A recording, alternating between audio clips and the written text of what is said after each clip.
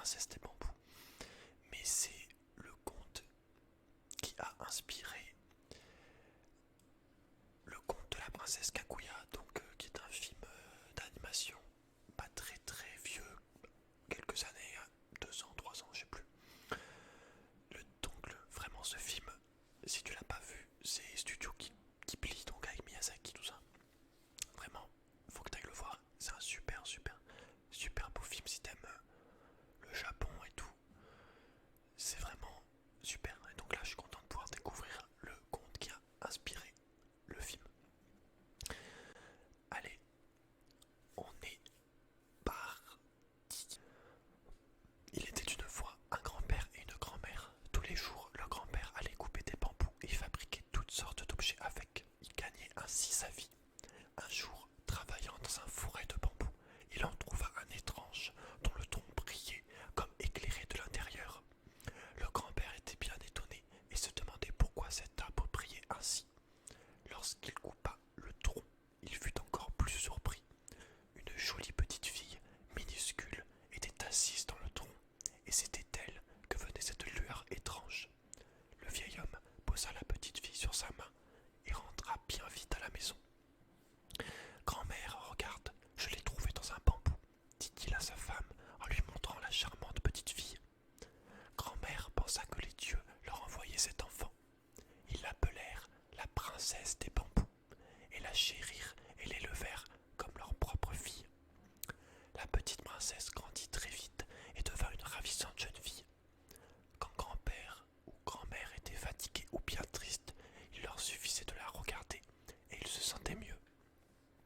Après avoir trouvé la petite fille dans un bambou, quand grand-père allait couper des arbres, il trouvait très souvent de l'or dans le tronc. Aussi devint-il riche et put-il construire une belle et grande maison. Tous trois vivaient très heureux ensemble. La princesse des bambous ne sortait jamais de la maison, mais sa beauté était réputée dans tout le Japon. Beaucoup de jeunes gens y en avaient entendu parler vinrent de tout le pays pour voir la princesse, mais grand-père ne les laissait pas rencontrer son enfant bien-aimé. Un grand nombre d'entre eux étaient fort déçus de ne pas pouvoir voir cette beauté et rentrer chez eux au bout de quelques jours. Quelques-uns seulement désiraient ardemment rencontrer la jeune fille et l'épouser. Ils étaient 5 à venir tous les jours devant la maison du vieil homme, faisant fi des intempéries. Un jour, la princesse des bambous dit à grand-père: Je vais demander à chacun de ces jeunes gens de me rapporter l'objet que je désire. J'épouserai celui qui réalisera mon souhait. Mais la jeune fille n'avait aucune envie d'épouser qui que ce soit.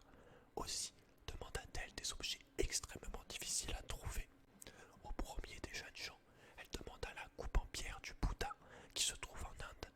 Au deuxième, l'arbre dont le tronc est en or et les fruits des perles. Au suivant, la peau de la souris du soleil dont on dit qu'elle se trouve en Chine. Au quatrième, le joyau aux 5 couleurs que le dragon porte autour du cou. Et au dernier, le coris, un coquillage qu'on trouve parfois dans le nid des hirondelles et qui porte bonheur aux femmes enceintes. La princesse des bambous demandait des choses dont on ne sait même si elles existent réellement. Et les jeunes gens en furent très surpris et un peu découragés. Les jeunes gens partirent donc à la recherche des objets demandés par la princesse des bambous et ne vinrent pas chez le vieil homme pendant quelque temps. Un jour, le premier d'entre eux revint et apporta la coupe de pierre du Bouddha qui lui avait été demandée. Mais il n'était pas allé la chercher en Inde, il avait en fait ramené une vieille coupe qui se trouvait dans un temple près de Kyoto. Quand la princesse vit la coupe, elle comprit immédiatement que ce n'était pas la coupe de Bouddha, car même si celle-ci était très ancienne et faite en pierre, elle brille comme aucune autre. Le deuxième jeune homme, quant à lui, ne savait pas où trouver l'arbre au tronc d'or et aux fruits de perles. Comme il était très riche, il demanda à des artisans d'en fabriquer un. Il apporta alors à la princesse. L'arbre était vraiment magnifique, à tel point que la jeune femme crut que c'était réellement l'arbre qu'elle avait demandé. Elle était au désespoir, se disant qu'elle allait devoir épouser ce jeune homme. Lorsque les artisans vinrent réclamer leur dû, elle comprit alors qu'elle avait été trompée et que cet arbre était un faux.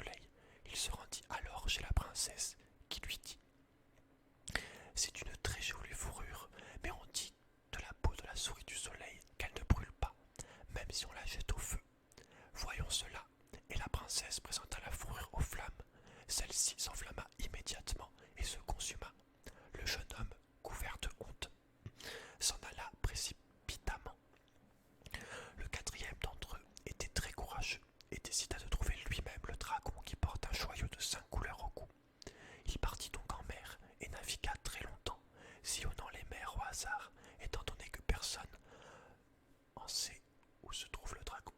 Personne ne sait. Il y a des erreurs dans la traduction, je pense, ni même s'il existe. Mais durant son périple, il fut pris dans une tempête effroyable et manqua de mourir.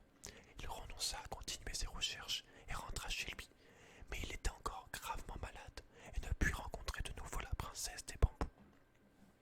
Le cinquième et dernier des jeunes gens auquel la princesse avait demandé le sauris, un coquillage porte-bonheur qu'on trouve parfois dans le nid des hirondelles, entreprit de fouiller les nids d'hirondelles.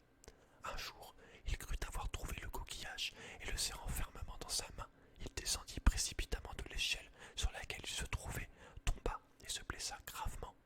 De plus, ce qu'il tenait si précieusement à la main n'était pas du tout le fameux coquillage, mais une crotte d'hirondelle, toute dure et racornie. Voilà comment lui aussi échoua, et personne ne put ramener à la princesse les objets demandés. La réputation de grande beauté de la princesse des bambous arriva jusqu'aux oreilles de l'empereur qui désira la rencontrer. Un jour, il se rendit chez le vieil homme et rencontra la princesse des bambous. Il en tomba immédiatement amoureux et voulut l'emmener dans son palais. Mais la princesse refusa, lui disant « Je ne suis pas née sur cette planète, je ne peux pas aller avec vous. » Néanmoins, l'empereur ne pouvait oublier la ravissante jeune femme. Un été, la princesse des bambous, regardant la lune, se mit à pleurer. Grand-père lui demanda ce qu'elle avait, mais elle ne lui répondit pas, restant silencieuse. La jeune femme était plus triste de jour en jour, et elle pleurait tous les soirs en regardant la lune, grand-père et grand-mère se faisant bien du souci. Mais la princesse gardait le silence, et ne pouvait en rien l'aider. À la mi-août, la veille de la pleine lune, la princesse des